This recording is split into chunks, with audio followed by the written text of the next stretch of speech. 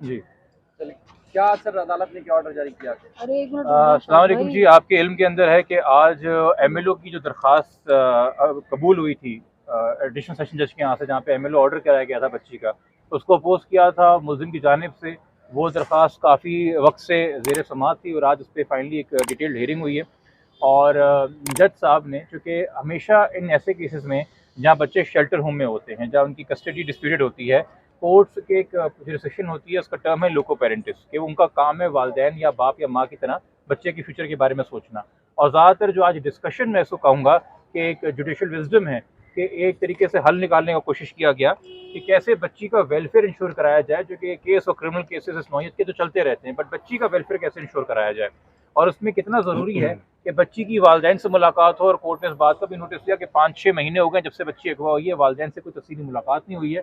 और हमने भी बार बार इसरार ये किया कि देखिए जी, जो हमारा एमएलओ के हवाले से इसके अंदर सवाल है, या जो हम एमएलओ के हवाले से एतराज़ उठाते हैं बार बार, वो ये है कि जी बच्ची का जो ट्रैफिकिंग लॉ से तहत एमएलओ होना है, उसमें उसका साइकोलॉजिकल एनालिसिस बड़ा ज़रूरी है कि उसको साइको सोशो ट्रामा है कि नहीं है।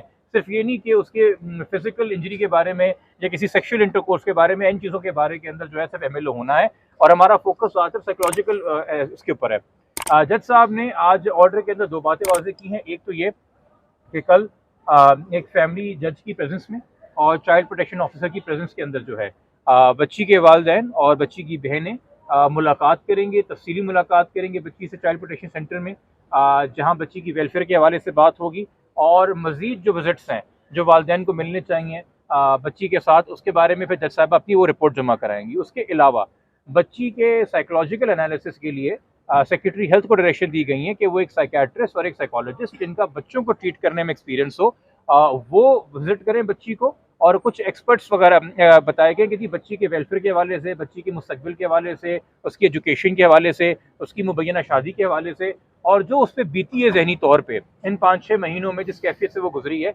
इसके बारे में एक रिपोर्ट तैयार की जाए जो कि 15 दिन में यहाँ पे जमा कराई जाए। और उसमें अगर उन डॉक्टर हजरात को मल्टीपल विजिट्स करने पड़ते हैं बच्ची के साथ, तो वो भी उसमें अलाउ किए जाए। तो ये दो चीज़ें हैं। और इसमें अब ये केस दोबारा मुतवक्को है कि तकरीबन 10 दिन बाद लगेगा जब तक इसमें फैमिली जज की जो वालिदैन के साथ मुलाकात करवाएंगी वो, और उसके साथ साथ जो है साइकेट्रिस्ट साइकोलॉजिस्ट जो हैं उनकी रिपोर्ट कुछ सामने होगी। मुल्जिम का ये कहना है कि जी हमारी एप्लीकेशन मेरिट पे डिसाइड होनी चाहिए, तो वो दलाइल और वो चीज़ें अलग से चलेंगी। बट फिलहाल ये एक खुशी की न्यूज़ ऐसे है, और मैं वालिद साहब से कहूँगा कि वो इस पर तबसरा करें, चूँकि इनको ये मौका मिल रहा है 6 महीने बाद कि ये अपनी बेटी से मुलाकात कर सकें। जी साहब।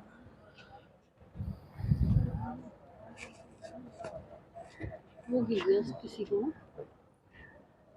सबसे पहले तो मैं पाकिस्तान की अदलिया का शुक्रिया अदा करूँगा और मोअज़्ज़ज़ जज साहब का शुक्रिया अदा करूँगा और जिब्रान भाई की एफ़र्ट्स का शुक्रिया अदा करूँगा कि इनकी वजह से 6 महीने के बाद कल मैं अपनी बच्ची से मुलाकात कर पाऊँगा। मैं इंशाल्लाह। मेरी वाइफ और बच्ची की छोटी बहनें जो हैं वो 6 महीने के बाद बच्ची से मुलाकात करेंगे। जज्बात में मुझे समझ नहीं आ रही मैं आप सबको क्या बोलूँ। यकीन करें 6 महीने हमने जिस अज़ाब में गुजारे हैं वो अल्लाह किसी को भी ऐसा टाइम ना दिखाए। लेकिन अब मेरा ख़्याल है कि जिब्रान भाई की एफ़र्ट्स और जज साहब का मैं बहुत ज़्यादा शुक्रिया अदा करूँगा कि जिन्होंने स्पेशली हमें परमिशन ग्रांट की कि हम कल जाएं और एक डिटेल्ड मुलाकात करें और बच्ची का एनालिसिस भी होगा। उसके बाद जो एमएलओ का केस है ये 10 डेज़ या आफ्टर उसके बाद जो है डिसाइड होगा। तो आप समझ रहे हैं कि बच्ची को कन्विंस कर लेंगे उसके फ्यूचर के लिए कि उसका फ्यूचर आप ही बेहतर कर सकते हैं, बना सकते हैं? देखिए कल मेरी बच्ची से 6 महीने के बाद पहली मुलाकात है, तो कल की मुलाकात तो सिर्फ हम बच्ची को गले मिलने के लिए जाएंगे, बच्ची से प्यार करेंगे, क्योंकि जो 6 महीने से हम बच्ची से सेपरेट थे वो कल वो मुलाकात होगी। तो कल हमारा फोकस सिर्फ बच्ची से प्यार करने का है।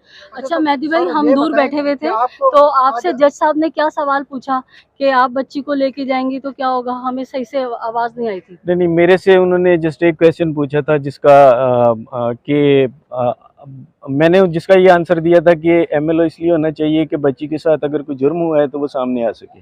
अच्छा सर, क्या कहेंगे, एजुकेशन की बड़ी बात की गई और एजुकेशन ज़ाहिर है हर बेटी का हक होता है। इसकी जिब्रान नासिर साहब ने भी इसकी हामी भरी कि हम एजुकेशन बच्ची का कराने के लिए तैयार है। क्या आप आगे जो है वो बच्ची के एजुकेशन पूरा जितना वेलफेयर है वो करेंगे आप? देखिए, हम तो जिस दिन बच्ची चाइल्ड प्रोटेक्शन में गई थी, जिब्रान भाई जानते हैं, हमने उसी दिन उन्हें बोला था कि बच्ची के कपड़े, बच्ची को जो चीज़ें चाहिए हम वो प्रोवाइड करने के लिए तैयार हैं। जो बच्ची की रिक्वायरमेंट्स, देखिए दुनिया में जीने के लिए पढ़ाई एक बड़ी इंपॉर्टेंट चीज़ है। तो डेफ़िनेटली पढ़ाई के लिए भी हम तैयार हैं, हम तो पहले दिन से ही तैयार थे, लेकिन चाइल्ड प्रोटेक्शन के कुछ अपने ज़ाब्ते होते हैं और फिर इस केस में कुछ ऐसा ऑर्डर पास हुआ था कि वो हमारी मुलाकात ही नहीं हो सकी और हमारे से या किसी भी पार्टी से चीज़ें लेने के लिए वो एक इन्फ्लुएंस के अंदर चीज़ आ जाती थी, उस वजह से वो अच्छा जिब्रान भाई, हमारे सवाल आपसे है कि एक बात आई थी अदालत के अंदर के जो इंटरनेट के ज़रिए जो है बच्चियों को यहाँ से बरगलाया जाता है, इस पे आप क्या कहेंगे? दूसरा ये कि क्या बच्ची के लिए जो है वो आगे क्या दायरा होगा? देखिए, वो एक्चुअली मुल्जिम एतराज़ कर रहे थे बहुत ज़्यादा, जितना मेरे ख्याल में आज अगर देखिए इस केस में विक्टिम कौन है, एक तो बच्ची है, बच्ची के बाद मेहदी साहब हैं, उनकी वालिदा, उनकी बहनें हैं ना, ये आज आपके सामने एक बड़े दिल का मुजाहरा कर रहे थे कि इन्होंने अपना ऑब्जेक्टिव जो है वो नंबर 1 ऑब्जेक्टिव वो मुल्जिमों की सजा नहीं बनाया हुआ, वो अपनी बेटी का वेलफेयर बनाया हुआ है और वो उस तनाजर में उस पस मंजर में उस मेंटल स्टेट के साथ काम कर रहे थे। जबकि जो मुल्जिम के वकील थे उनका मुकम्मल फोकस 01 जो है वो बच्ची का वेलफेयर नहीं है, वो जो मुल्जिम है उसको किसी तरीके से जेल से बाहर रखना और उसके खिलाफ जो केस है वो कमजोर हो जाए, ये उनकी प्रायोरिटी है। तो उन्होंने अपनी तरफ से ये बात की मुल्जिमों के वकील ने कि जी ये इन्फ्लुएंस करेंगे, बाप कंप्लेनेंट है एफआईआर के अंदर, वो कहीं जाके बच्ची को राजी ना कर ले बाप का साथ देने पे।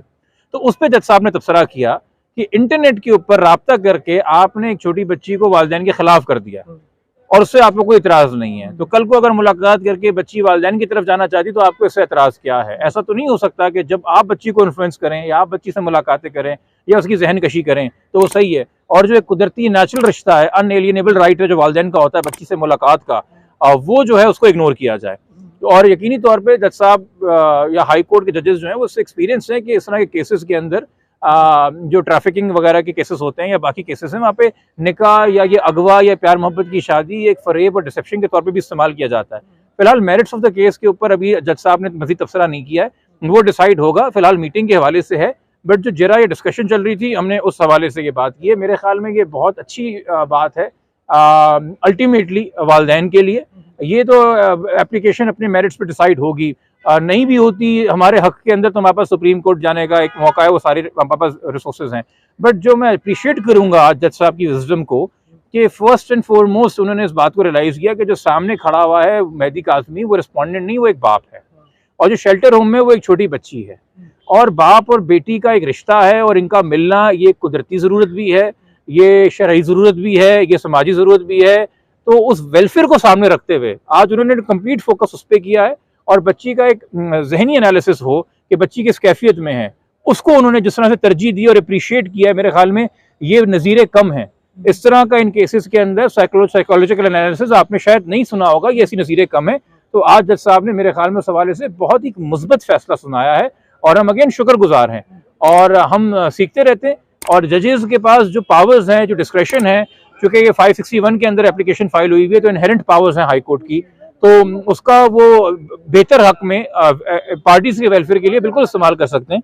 तो हम शुक्रगुजार हैं आज इस फैसले के लिए जज साहब के। वैसे सर ये जिब्रान साहब, उसके मुल्जिम के वकील की तरफ से ये मुतालबा किया गया था कि मुल्जिम भी अगर मिलना चाहे तो उसको इजाजत दी जाए, उसके लिए क्या होगा? उस पर जज साहब ने कहा था कि जी वो हम नेक्स्ट डेट पे देखेंगे, उसके ऊपर उन्होंने हाँ या ना का तबसरा नहीं कराया कि मुलाकात जरूरी है कि नहीं जरूरी है। वो जब होगी एप्लीकेशन, जब वो कोई बात होगी तो उसको उस स्टेज के ऊपर उस हवाले से हम काउंटर चैलेंज करेंगे। फिलहाल हम आज कम से कम जो हमें उसको तो हम शुक्र कर सकते हैं।